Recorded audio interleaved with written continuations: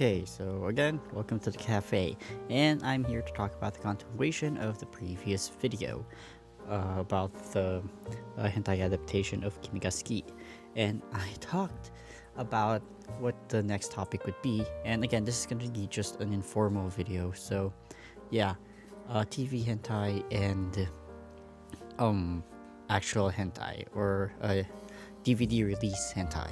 So what's the difference? What's suddenly the difference between a TV hentai and a direct-to-DVD hentai, or the typical hentai that we're so fond of right now? Well, the thing is, let's start with TV hentai because I'm pretty sure a few of you have only heard of TV hentai, and it's a fairly new thing. It only started back in 2016 or 2017,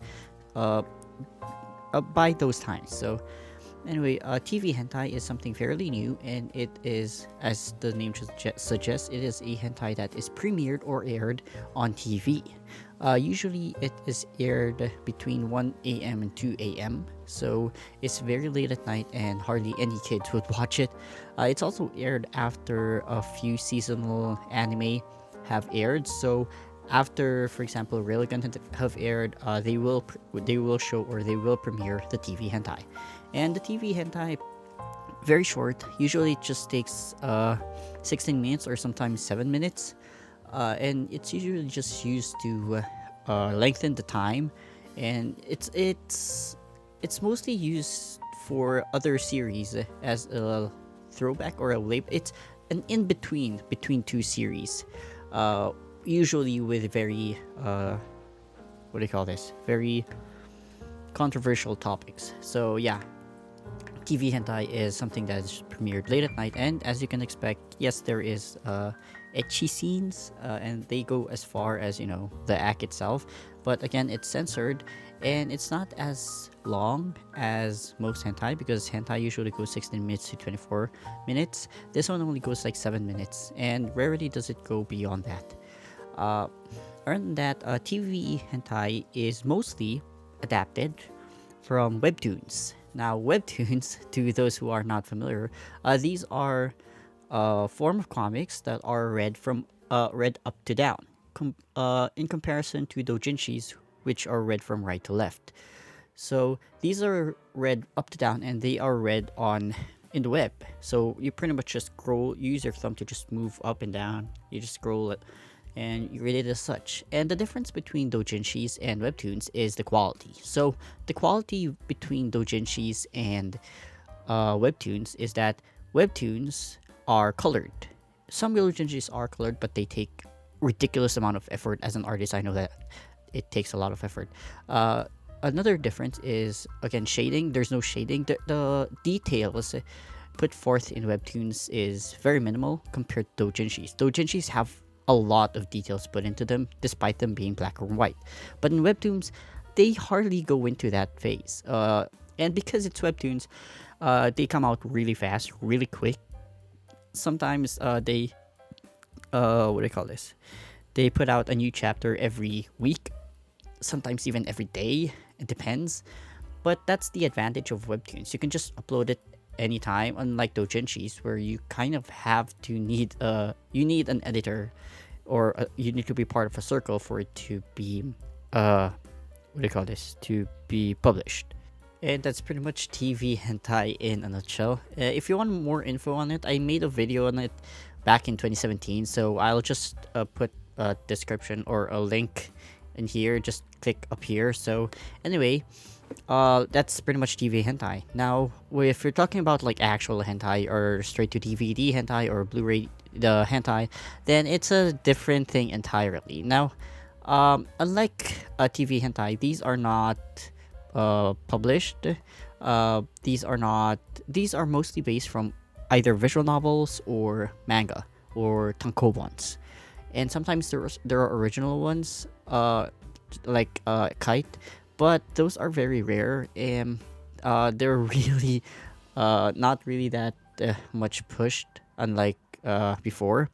But recent hentai, or at least newer hentais, we've seen a decline in the animation compared to hentai from previous years. I think it's because there's just this battle going on right now between the TV hentai and the actual hentai.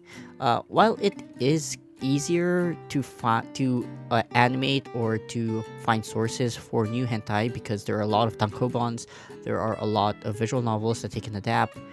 It's also very difficult because, well, like I said in my 2017 video, nobody lines up to watch the new episode of hentai. So yeah, they're kind of at a downfall. The only people who actually watch hentai are people who want to, well, let's be honest, to fap. But because of that, because there's not much love. Basically, there's not much love when it comes to adapting hentai anymore from adaptation stuff. And I don't know, they're just kind of falling down because of that. And I kind of understand, because if you're looking for example, adaptation, that it usually you lose your expectations, just like the way I did with Kimi ga Suki.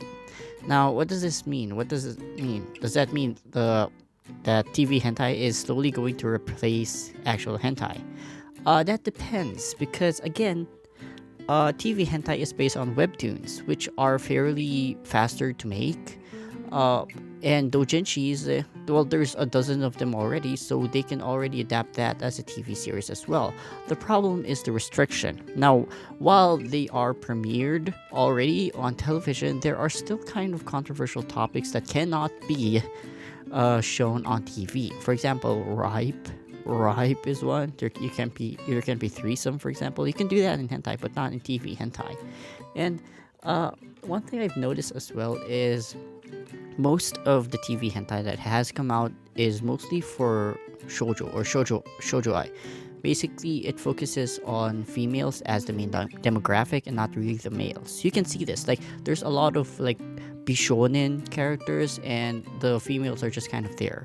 You can see that they're trying to reach that demographic, and yeah, in a way, I think that works. But there are also shows like Overflow, which caters to the male demographics as well. So this is kind of a problem already for the hentai industry, because they're already competing with a company or a genre that is getting more viewership, has more demographics.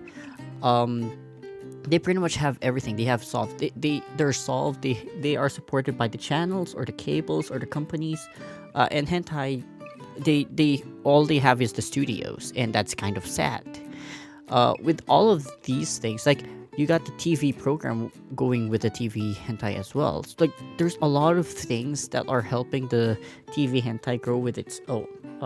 It's still not as good though, but still, you can see just how different it is now. Like, I talked about if hentai is mainstream, and it's based on your opinion, and by this definition, then hentai already is mainstream. It's already out there. It's just on TV as is already. So I don't know. I think there's nothing left to hide. It's already there for us to see, and I just really feel bad for the hentai industry. If they really try their best to go back to like great animation again, and so far we're back to the openings, hentai opening songs. So yeah, that might be a great foot forward. But with Poro always shitting out so many just bad hentai and just copy paste and everything, I don't know. I don't think we will ever see a rise in hentai anymore, especially since it is now mainstream. So it's very rare that we'll see actual hentai grow again. But we'll see in the future. Well, that's it. That's all I wanted to talk about. So yeah, pretty much hentai might beat off hentai, but if only hentai would ascend more than hentai. Yeah, that's a weird sentence, but I hope with this context you'll finally understand. But yeah, I am done talking about this. So yeah, see ya.